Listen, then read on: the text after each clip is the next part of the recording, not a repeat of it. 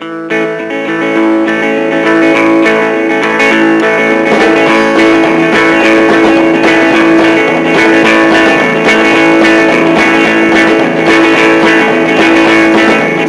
alright, mama.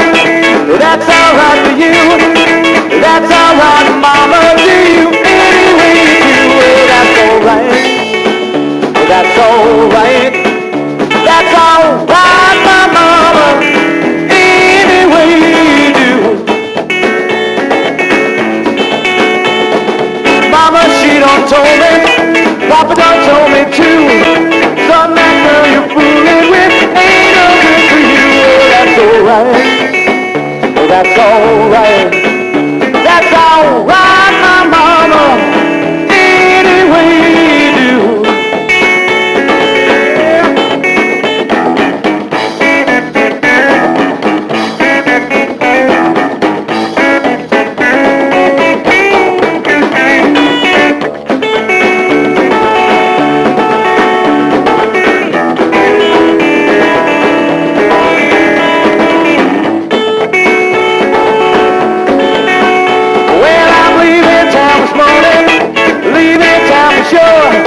Then you won't be bothered with me hanging on the door.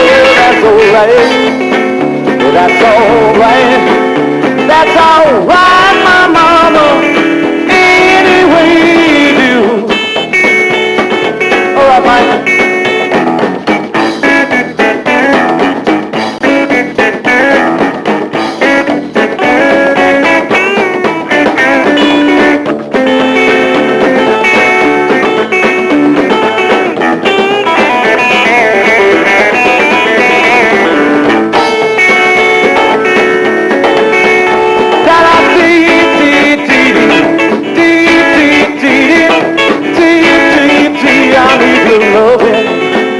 That's alright. That's alright, my mama. Any way you do. Well, that's alright, my mama. Any way you do.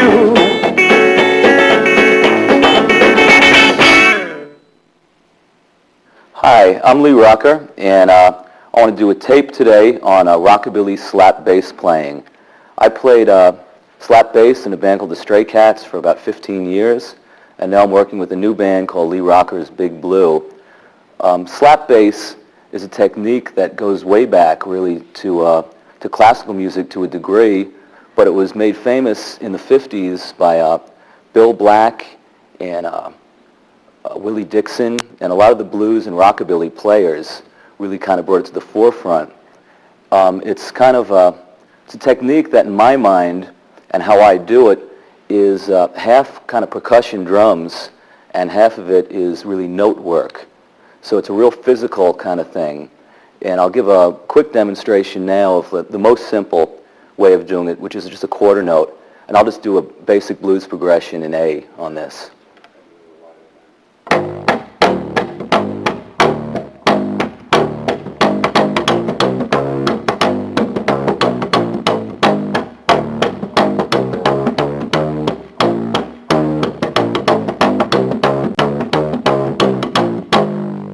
So the first thing really that I was doing there is taking the quarter notes, and this is in a two feel, going back and forth between the A and the E, is to pull the string up, and the most important thing there is to have your bass set up in a way that the action, the level of the string above the neck, that you can grip your hand around like this and get it underneath the strings.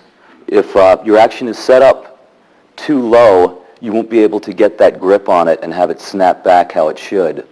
So you need to have, I'd say, at least between quarter and a half an inch. It's a little harder on the left hand, but you get a much better, bigger sound overall on the instrument. So what I was just doing there is quarter notes, which would be just pulling them up and letting the string do the slap work. I'll just do another simple line with just that technique now.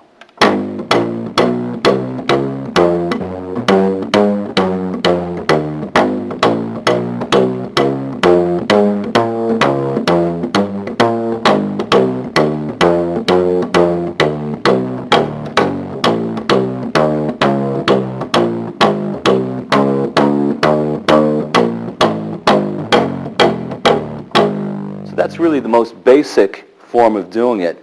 And there I'm just going through a kind of a blues progression, going from an A chord for 2 bars, then a D chord, back to an A chord, an E, a D, and back to an A. I think one of the things as being a bass player that you really need to know is where you're coming from and where you're going to in terms of chords and what notes are in those chords to play a good, interesting bass line.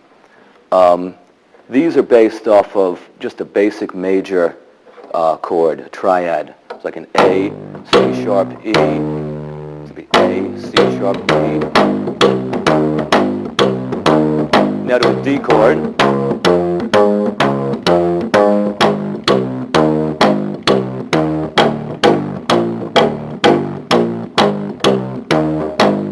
And I would say the best way to really start to get this down would be to take it real slow and just work on open strings for the first, until you've got that part down. So I'll just do that for a second.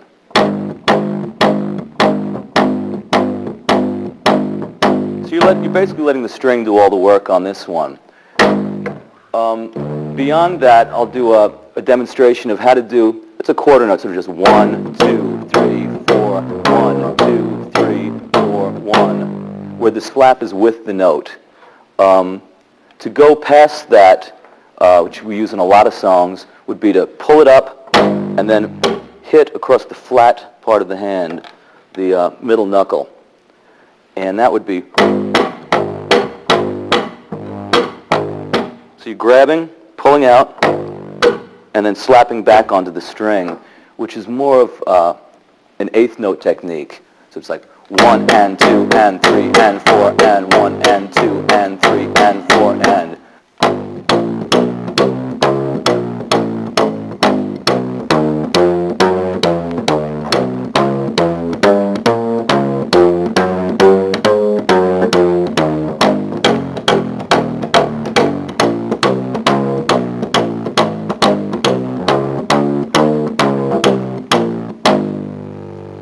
That's really the most basic of the techniques that we're going to be going into, and that's the quarter note kind of walking bass line, where the string is actually doing the slap, as opposed to what I'm going to demonstrate next with an 8th note, where you're taking your hand and actually hitting across the strings with your center knuckle, right across here.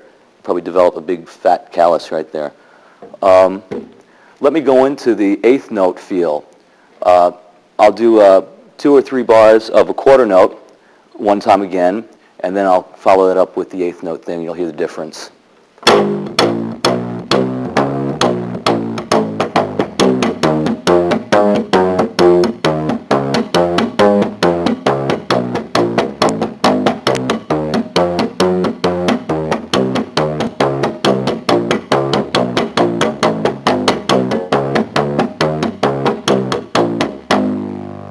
Slow that thing down there for a minute so you can see what I'm doing here with the right hand, and that is pull, slap.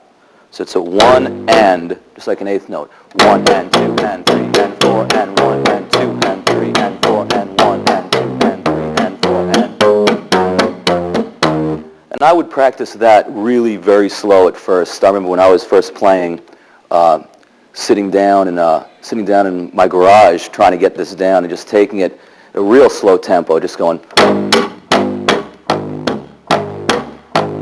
And I wouldn't even worry about left hand at the moment. I would just work on the right hand part of it. It's a real hypnotic kind of groove thing, and you just got to loosen up with it and let your arm do the motion and just kind of feel it. Yeah, I would start practicing that 8th note slap thing and all of this stuff we're going to be going over today real slowly at first, and not worry too much about the left hand and what notes you're playing. So probably the best bet is to start with open strings here on the left. I'll start with an open A and just do that 1 and 2 and 3 and 4 and 1 and 2 and 3 and 4 and just do that until you can't stand it anymore, just to get that kind of rhythm going with the right hand. I'll speed this up a little bit and show you what it'll sound like ultimately if you've worked on it for a while.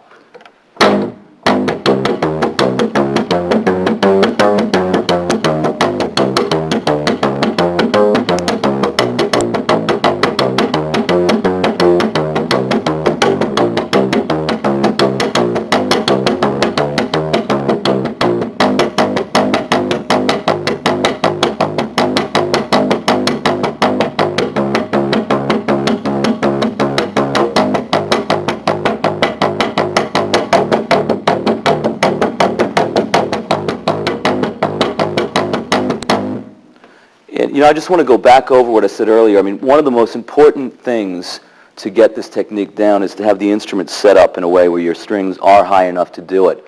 You try it on something too low, you'll never get your hands underneath it to pull up like this.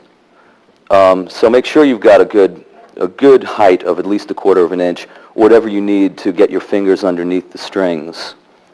From there, I would say I want to do a bass line, again in A, and I'm going to incorporate a few different feels. One of them is a dotted kind of feel, like a shuffle. A lot of the blues bands play. And this is kind of what this one sounds like.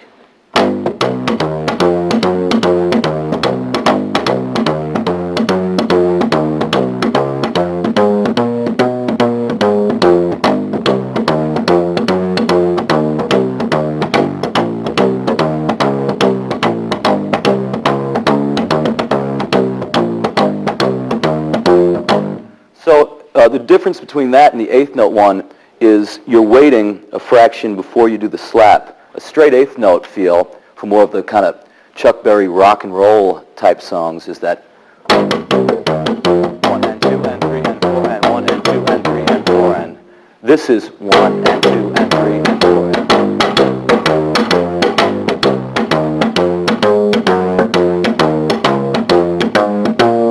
that dotted feel is really what you'd play against a swing beat.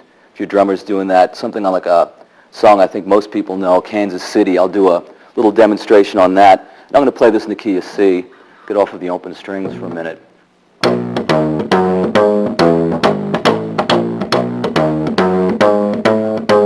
Gonna Kansas City, here I come. They got some crazy little women there, and I'm gonna get me one.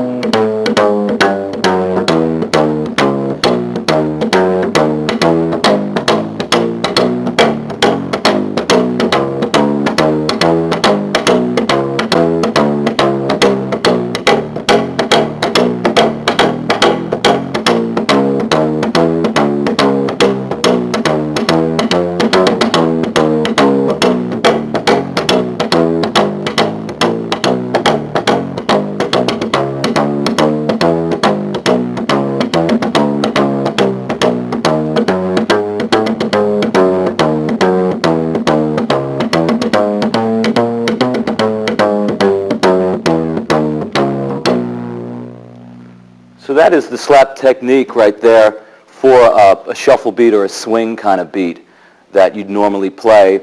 And I think the last time or two when I went around the chord progression, I started to do a different new thing, which is to add some triplet feel things to it. And that's something that I do a lot in my playing.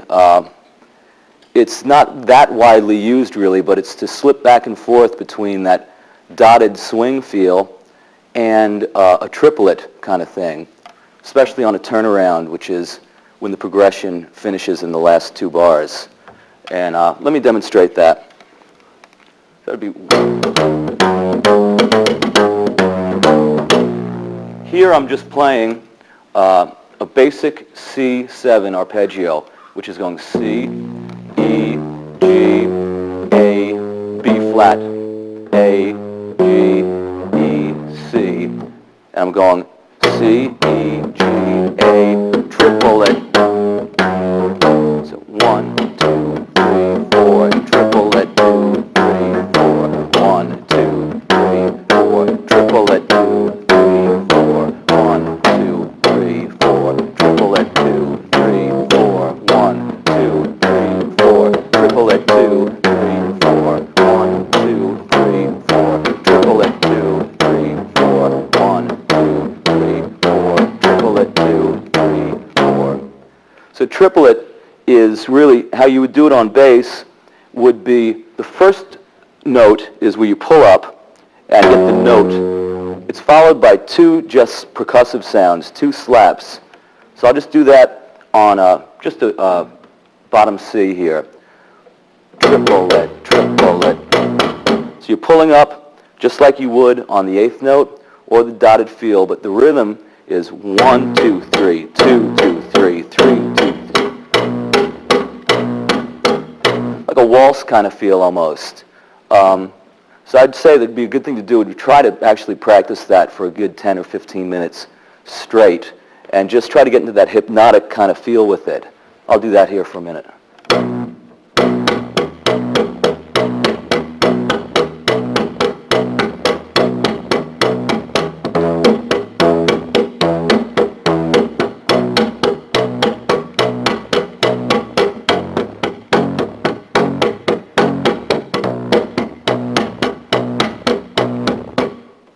And really, part of the creative part of this, once you've got those 4 techniques of rockabilly slap bass down, the quarter note,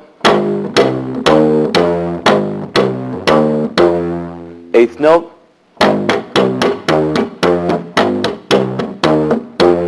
and the dotted feel, which is that swing, shuffle kind of feel,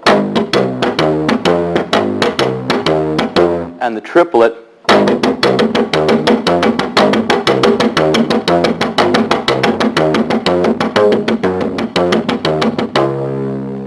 really the goal should really be to not be so locked into the one type of slap, would be to try to break them up a little bit, like I showed on that the last 2 times around, I think, on the Kansas City groove. Let me play that one more time for you.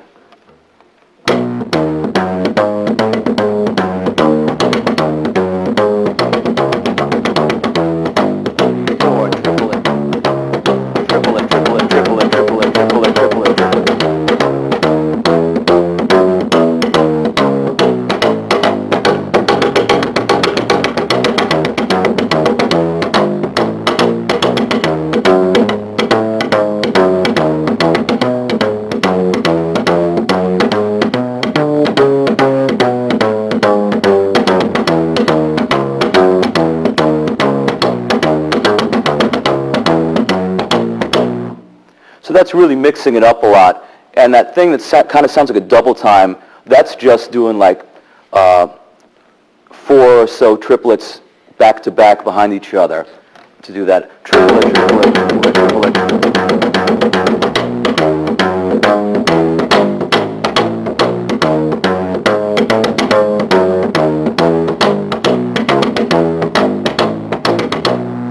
And that works real well on the 4th beat of each measure.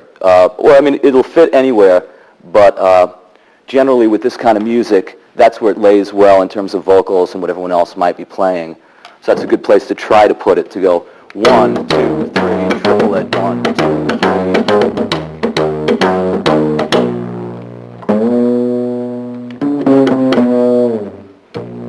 So that is that's really the 4 basic slap techniques, and trying to work that, all of them, or some of them, whatever might work for you, or the song, into the basic bass part. I think one of the mistakes a lot of people use, and not use, but they play when playing this kind of music, is to not break things up well enough rhythmically to keep it as a straight-ahead thing where they're always doing an 8th note feel, or they're always doing a dotted feel. And there's a lot of room in rockabilly music and blues music for the bass player to kind of stretch out normally and try to do some different things. Having a good drummer to work with helps a lot, but you can work off each other. But it's definitely something to be real free with and have fun with, and to take these techniques and try to insert them in different places and see what happens. Maybe be a train wreck, maybe it won't. But I think that's really the art of it in terms of the right hand. So I'm going to go through something now and just mix them up and play a couple of different bass lines through a progression in D, a 1-4-5 blues progression in D. And I'll try to do a little bit of each in here.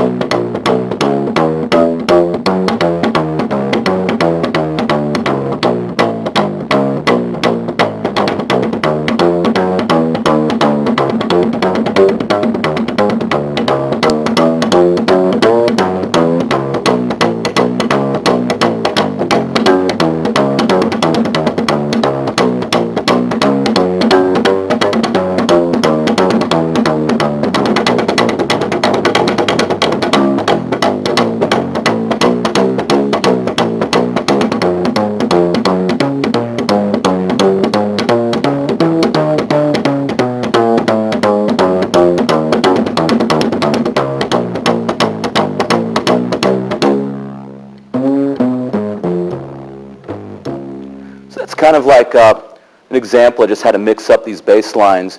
So really the thing to do is just to make sure to practice real slowly and get these kind of feels sort of ingrained in, in your mix of things that you play.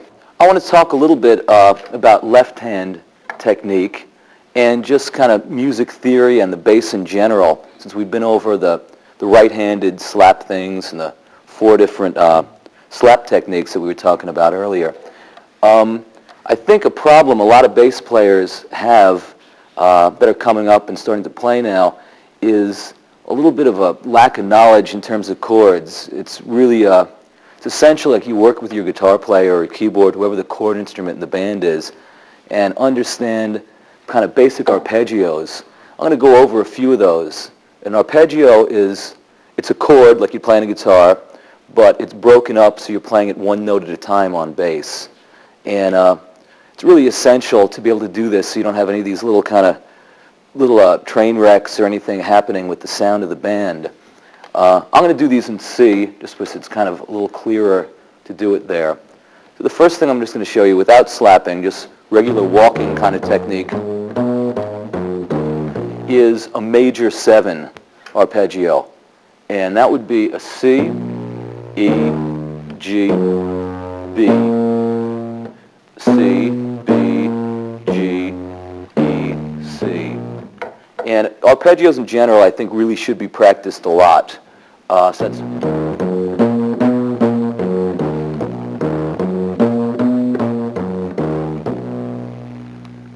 that is a major 7 there. I'll do that one more time for you.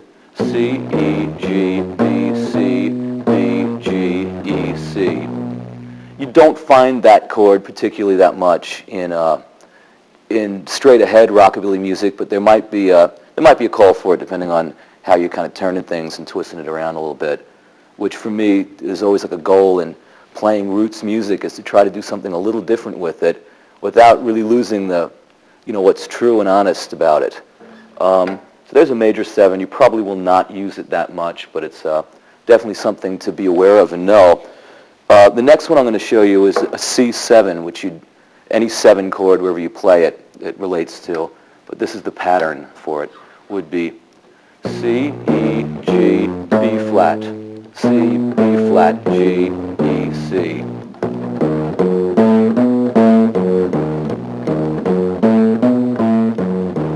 And I would just practice these continually. Next would be a C6, which is kind of that boogie-woogie line that you probably hear this sound a lot. Kind of the most traditional, simple bass line, but it's really what fits best for a lot of things. That is C, E, G, A, C, A, G, E, C. And that you hear in everything.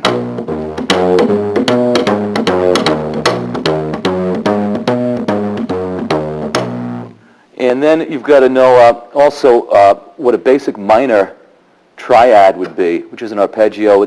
Triad is 3 notes, and that would be, for a C minor, that would be C. Instead of going to the E, you're going to flatten that, which means take it down a half step. So C, E flat, G.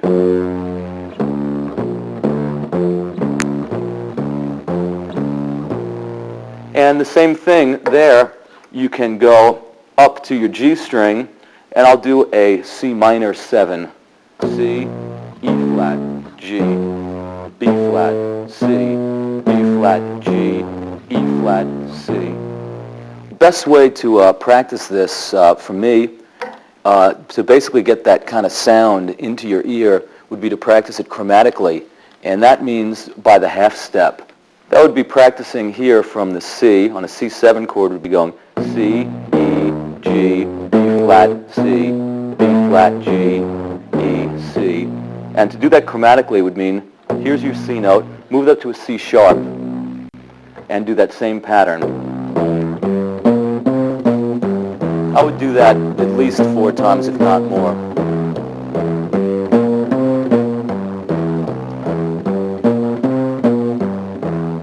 Then move to a D, up a half step.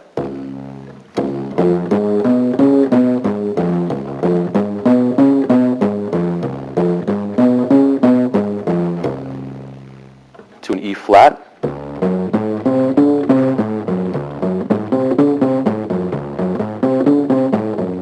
up to an E.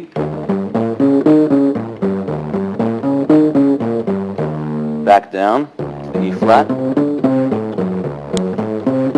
Back to the D. D flat.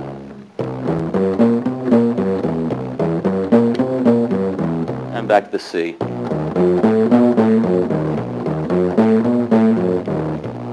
It's a great thing to practice just in terms of muscle and left hand.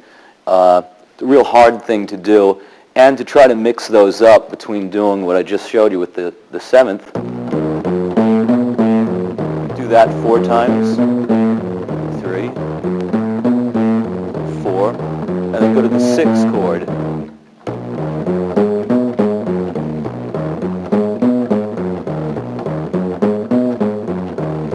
And I would practice that all up and down the neck of the bass, starting on the G string and starting on the C string for now. And if you can manage to do that for half an hour, you're definitely getting some strong hands and starting to get the whole feel of this kind of playing down. Let me demonstrate a line now using some of these kind of arpeggios. I mean, all of the stuff that I'm doing is based on this, between the right hand slap stuff and arpeggios in the left hand. I mean, a lot of pretty much all traditional kinds of American roots music, blues and rockabilly and country music, as far as the bass goes, is centered around that.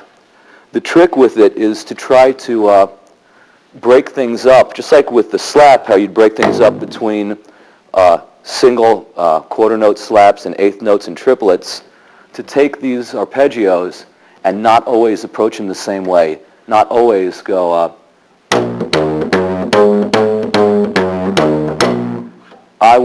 I'll show you, I'll do like a couple of lines, walking lines, and what I mean by breaking up with that would be not always starting on a C, if you're playing a C6 chord, not always starting on the C note, which it normally works. You've got to judge it by the song and what else is going on musically, but I'll just kind of play around with the one beat of each bar, not always starting on the first note of the arpeggio. That's a straight 6 arpeggio. Now I'm going to F.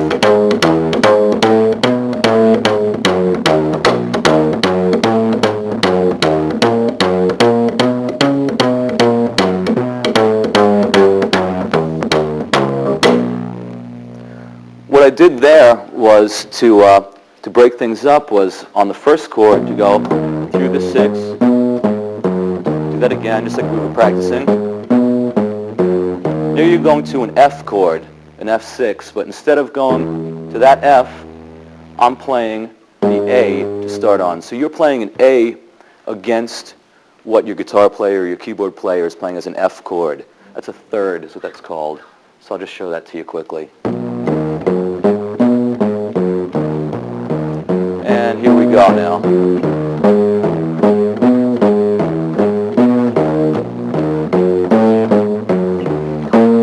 There we're going to a G chord, and I'm playing a B against the G.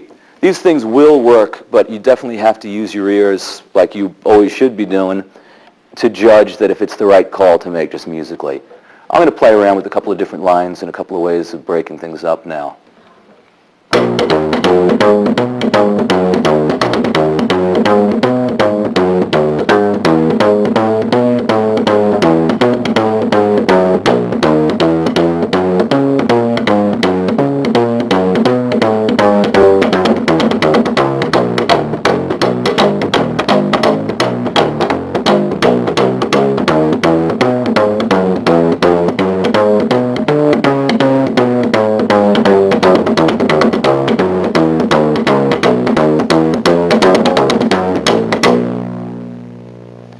What I did towards the last half of that was when we're going from the C chord to the F chord, I was going through the C6 the first time to the A against the F, A, F, A, C, A, F, A, C, as opposed to the standard line would be going. I'm just kind of turning that around and going. Any of these notes, like in a C6, for example, C, E, G, A, C, can be played in any order. You could start on the E, which is the third of the chord, or you could start on the G, which is the fifth, or you could even start on the A, which is a 6. But you definitely have to be careful with this stuff. A lot of times playing around with other notes in the chords are going to work a lot better for you behind either a guitar solo or something less regimented than, a verse or a chorus of a song. So I'm going to mess around with this a little bit more.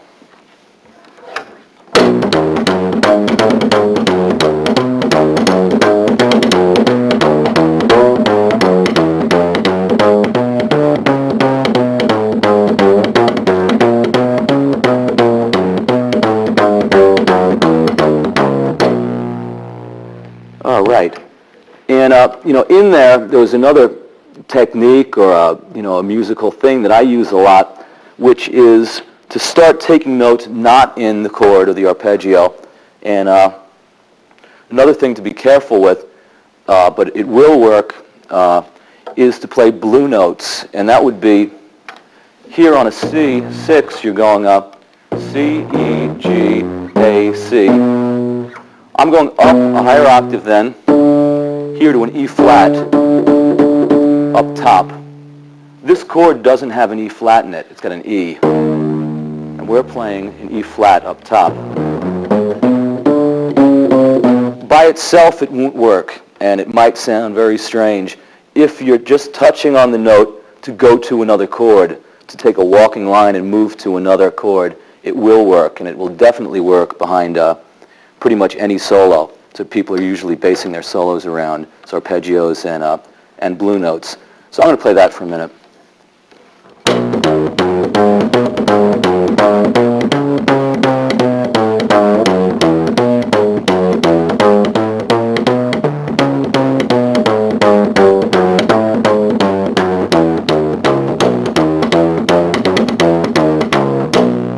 So you can hear how that works, and it flows real nicely if you can work that into your playing. And it's that chromatic thing again, that half-step kind of feel.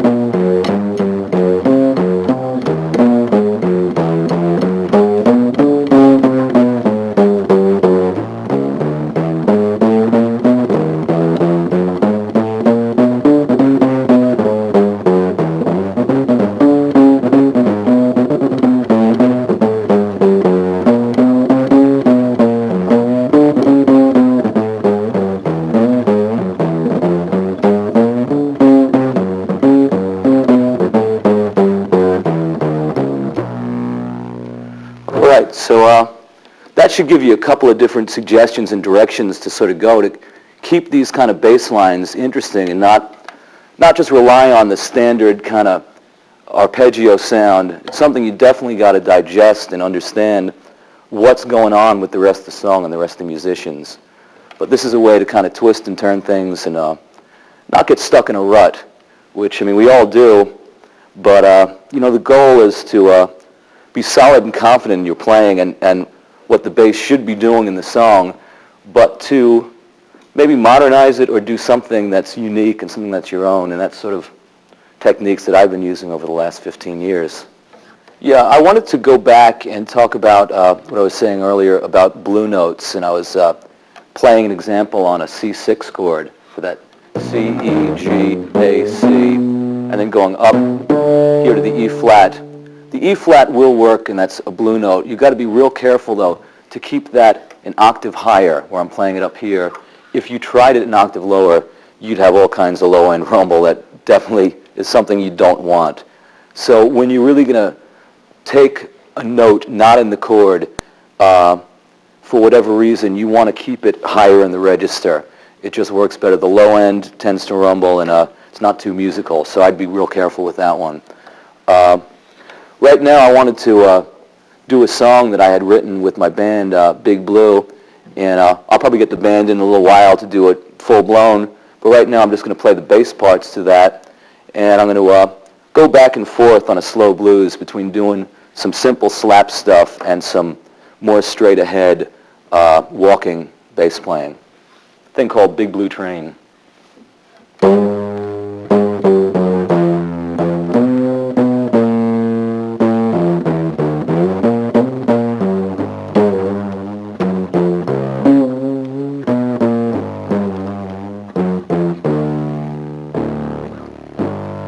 Outside the window, baby,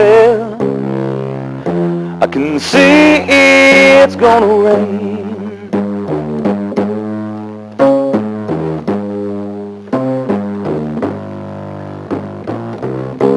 Look outside the window, baby,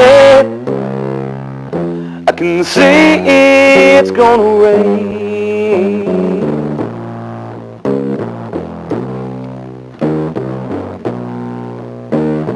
Know they're coming to get me, baby, and take me back on that big blue train. Yeah, yeah, yeah, yeah.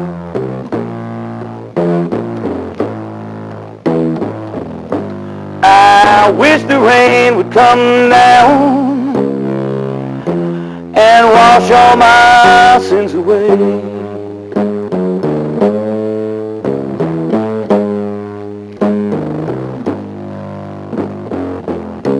I wish the rain would come down and wash all my sins away.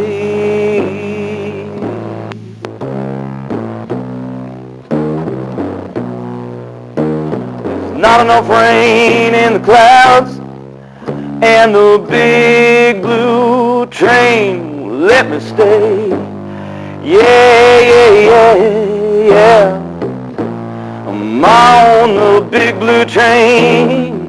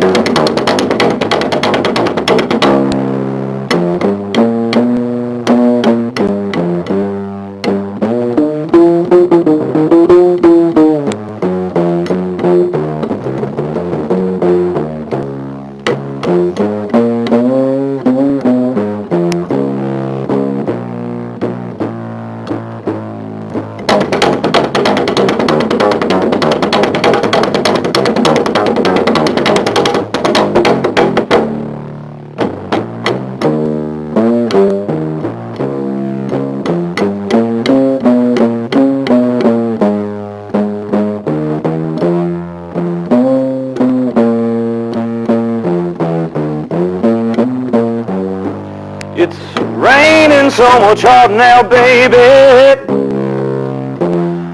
Raining so much hard I can't see.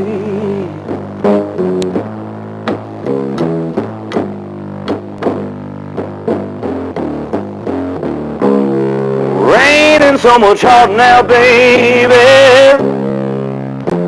It's raining so much hard I can't see.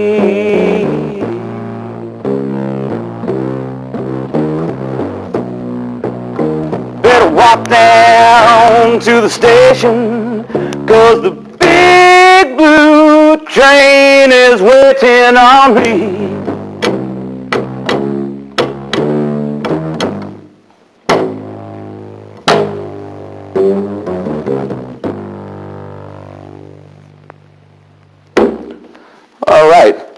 that is, that's Big Blue Train, and I was kind of mixing that up in the bass solo there, going back and forth between more traditional sort of slippery, more or less pseudo-jazz stuff, and rockabilly percussion playing. One thing with an upright bass, which is real nice, is it's a fairly forgiving instrument in a sense, like a fretless bass. Since it's not fretted, you got a lot of freedom to slide in and out of things, and can kind of cover your trail when you miss a spot, which I missed a couple in there, but that's what it's about, playing roots music. In my mind, it's not about perfection or having things exactly on. It's really about the spirit and the feeling and the honesty you put into it. So that's an example of how to mix things up on a slow blues song with bass playing. I want to talk about the setup I have on this bass. This is my studio bass, and it's set up real different from the ones I use live, and I'll explain why that's that way. But for me, in the studio, you want to get as natural a sound as you can. Live, what I'm trying to do is just recreate the sound you get off a decent instrument. Here we've got a nice German Neumann microphone placed, an inch or two, normally, it depends on the instrument, higher than the F-hole and a few inches out. You should really just move your ear back and forth when you're in the studio and use that as the judge of where it should be. And then I've got a pickup here running through a small Ampeg amp. And it's a very natural sound. I mean, obviously the microphone is picking up what is coming out of the instrument. One of the questions I get asked a lot is really about sound, and I think a problem a lot of the players have is they're using gut strings on the bass. They're a lot easier on the right hand and the left as well. It's just an easier string to play, but you don't get the note as well as you get the slap, so you get a very hollow type of sound. These are Danish strings. They're called Jagers. I know there's an American-made string, I think called Dr. Tomastic, but you want to try to find steel core strings. So these are solid steel strings, and you get much more of the note sound, and they're a lot more responsive when you're to vibratos and bending. It's just a truer sound, and by going with the gut strings, you get a little bit more ease of play, but not nearly the quality of sound you get on this. Another reason why I'd say the better bet is the steel strings is if you're playing in a band that has any kind of real volume to it, not just a quiet kind of thing, you'll need to run steel strings, because most of the pickups are magnetic, and they won't pick up a nylon or what they call a gut string. What I do live is I've got an electric bass pickup placed right here on a block of wood, and that's like a standard precision pickup. I like the EMG active pickups, and you put that on a block of wood here, and they're split pickups, which mean one pickup picks up the E and the A string on a block like this, and then the other one picks up the D and G string, and you've got to balance them in terms of volume. That'll get a big fat sort of electric bass, round, nice sound. And I've got a contact pickup that I mount over here, right where the fingerboard starts to hang over the instrument. And I'm not sure who makes these still. You can find them, maybe you find them for acoustic guitars, usually kind of a rectangle flat thing, and I tape it into there, and that gets a lot of the slap sound for you. And I would run them through two different channels of an amplifier. One of them getting a great note sound, can kind of really rumble a room, and the other one getting a much more trebly percussion sound. So you run that through two different channels, and you can blend that. If you've got the equipment or where you're playing does, you should take a DI, a direct box, off of both of those pickups and have it put through the PA. If you try to use a setup like my studio setup here, live, what you're going to get is more than likely is a lot of feedback, and it's not too pleasant, and it's not a good sound at all. So I would definitely try to deal with the steel strings and deal with the calluses and the blood and gore and all the rest of that comes along, as you can see. But have some fun with it. I mean, the bass, slap bass and upright bass is a real physical thing. Try to stay loose with it and get into that kind of hypnotic groove physical thing. It's not a stiff instrument to stand there and like you're in an orchestra or something. It really, a lot of it has to do with the motion of the arm on the right-hand side and the left, too. I'm just going to mess around right now and play a couple of different bass lines, and you can see what I mean.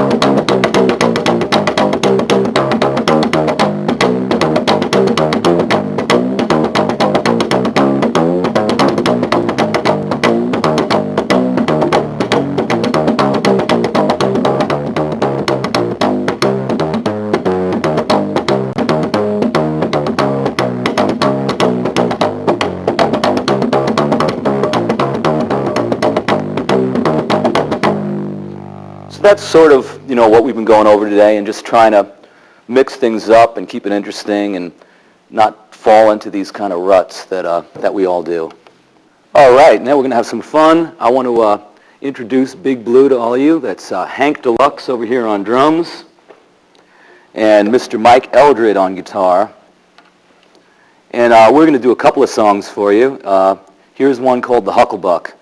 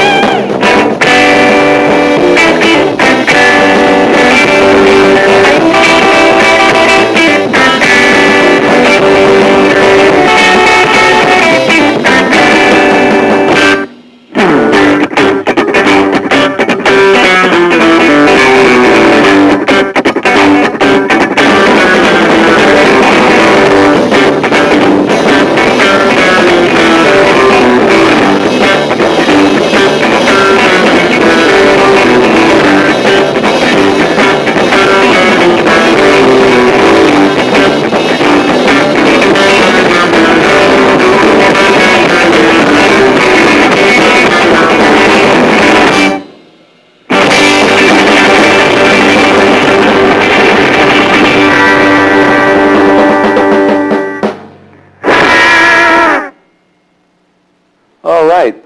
I want to thank you for watching this tape, and hopefully you got something out of this and can kind of understand what rockabilly slap bass playing is more about. I think the most important elements out of this whole thing, which are like specifically upright bass, would be the different slap techniques, that quarter note, eighth note, swing kind of feel, and the triplets. Anything involving the left hand you definitely can apply to electric bass as well, in terms of working with arpeggios and knowing your chords and where you're going to and where you're coming from. Well, I hope you enjoyed it. I had a great time doing this, and if you got any questions or comments or anything, you definitely can write to Homespun Tapes up here in Woodstock, New York, and I definitely appreciate that. Thank you.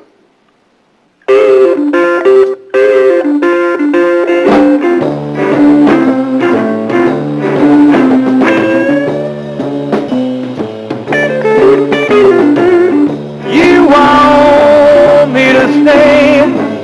I gotta go. My bags are packed. The sun sinks low. Why don't you go on and find another man? You read the stars, they shine your way. Well, I see the light, the dark you'll stay. Why don't you go on and find another man? Baby, don't you understand? Baby, been a changing pain. Why don't you find another man?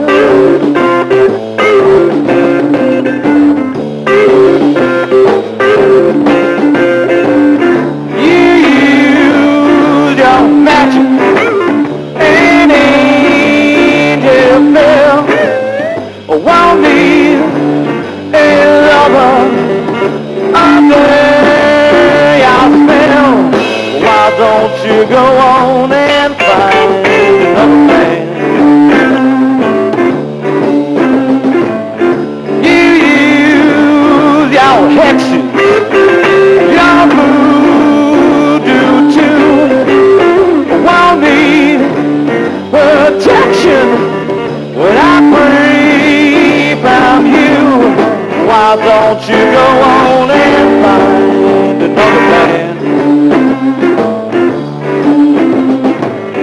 Baby, don't you understand? Baby, been a changing pains, yeah. Why don't you find another man?